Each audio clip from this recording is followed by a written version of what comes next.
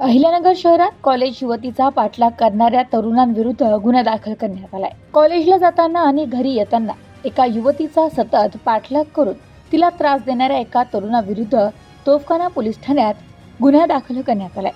सागर संजय टोकेकर असे गुन्हा दाखल झालेल्या तरुणाचे नाव आहे। सावेडी उपनगरात राहणाऱ्या पीडित युवतीने फिर्याद दिली आहे की पीडित युवती शहरातील एका कॉलेजमध्ये शिक्षण घेत आहे। कॉलेजमध्ये शिकणारा सागर टोकेकर हा गेल्या काही दिवसांपासून या युवतीवर पाळत ठेवत आहे। पीडितेने त्याला अनेकदा बजावून देखील त्याने तिचा पाठलाग करणे थांबवले नाही। डिसेंबर महिन्यांपासून संशयित आरोपीने युवतीच्या घरासमोर मोटारसायकलवरून येऊन तिला हातवारे करणे आणि तिचा पाठलाग करणे सुरूच ठेवलं।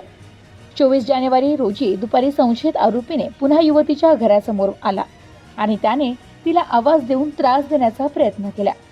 या सततच्या त्रासामुळे आणि छेडछाडीमुळे पीडित युवतीने अखेर धाडस दाखवून तोफखाना पोलीस ठाणे गाठले आणि फिर्याद दिली।